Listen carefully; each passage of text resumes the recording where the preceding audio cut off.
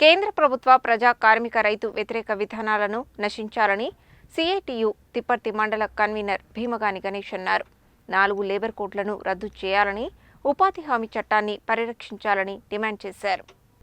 గురువారం తిప్పర్తిలో సిఐటియు ఆధ్వర్యంలో సమ్మె సందర్భంగా మార్కెట్ యార్డు నుండి సెంటర్ మీదుగా తహసీల్దార్ ఆఫీస్ వరకు ర్యాలీ నిర్వహించి తహసీల్దార్ కార్యాలయం ముందు ధర్నా నిర్వహించారు. ఈ సందర్భంగా గణేష్ మాట్లాడుతూ కార్మికులు పోరాడి సాధించుకున్న 29 చట్టాలను రద్దు చేసి తెచ్చిన 4 లేబర్ కోడ్లను వెంటనే రద్దు చేయాలని డిమాండ్ చేశారు.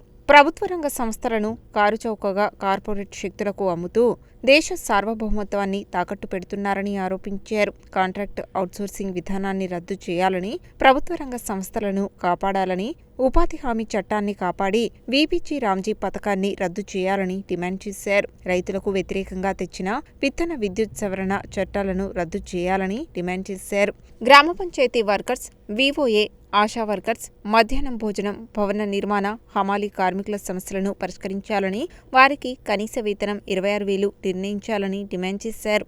ఈ కార్యక్రమంలో వ్యవసాయ కార్మిక సంఘం జిల్లా ఉపాధ్యక్షులు మన్నెం భిక్షం, గండమల్ల రాములు, డివైఎఫ్ఐ మండల కార్యదర్శి పోకల శశిధర్, సిఐటియు జిల్లా నాయకురాలు మంత్రాల మంగమ్మ, యూనియన్ నాయకులు కంచర్ల జానయ్య, పాలడుగు చంద్రయ్య, ఎండి రుమన, జక్కల అనిత, టి పార్వతమ్మ, దాసరి నిర్మల, పోలకోని యాదమ్మ, కిన్నెర సైదమ్మ, జిల్లాల సుధాకర్ రెడ్డి, శ్రీను, గోనె శ్యాంసుందర్, ఉపేందర్, ఎలుక కోటిరెడ్డి, సైదులు, రూతమ్మ, పుష్పలత తదితరులు పాల్గొన్నారు.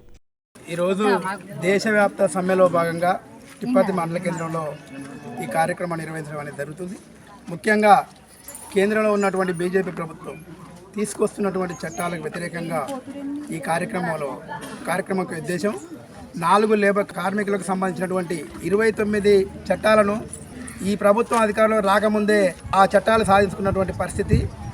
వీరు అధికారంలోకి వచ్చిన తర్వాత 29 చట్టాల బదులు 4 లేబర్ కోడ్లుగా తయారు చేసి చట్టాలన్నీ కుదించి ఒక్కొక్కటిగా 4గా తీసుకొచ్చి కార్మికుల మీద అనేక భారాలు మోపడమే కాకుండా వాళ్ళకు ఉన్నటువంటి హక్కుల్ని కాలరాసే విధంగా, చట్టబద్ధమైనటువంటి చర్యలు లేకుండా ద్వేషించే విధంగా తీసుకొస్తుంది ప్రభుత్వం. అటు రైతులకు, ఇటు వ్యవసాయ కార్మికులకు, ఇటు కార్మికులకు అందరికీ నష్టపోయే విధంగా తీసుకొచ్చినటువంటి ఈ చట్టాలని వెనక్కి తీసుకోవాలనేది ఈ పోరాటం యొక్క ఉద్దేశం. వెనక్కి తీసుకోకపోతే కేంద్ర ప్రభుత్వం, సబ్బన్న వర్గాల ప్రజలు ఐక్య పోరాటాలకు సిద్ధమయ్యి కేంద్ర ప్రభుత్వాన్ని మెడలు ఉంచే విధంగా ఈ కార్మిక సంఘాలన్నీ పిలుపునివ్వడం. కేంద్ర ప్రభుత్వం తీసుకొచ్చిన 4 లేబర్ కోడ్లకు వ్యతిరేకంగా ఈరోజు అన్ని కార్మిక సంఘాల ఆధ్వర్యంలో దేశవ్యాప్త సమ్మె నిర్వహించడం జరుగుతుంది.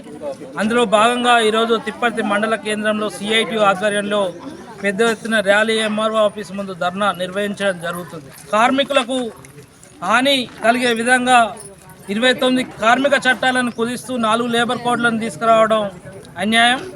8 గంటల పని విధానాన్ని రద్దు చేసి 12 గంటల విధానానికి తీసుకుపోవడం అనేది కార్మికులకు వెట్టి చాకరీ చేసే విధంగా కేంద్ర ప్రభుత్వం వ్యవహరిస్తూ ఉన్నది.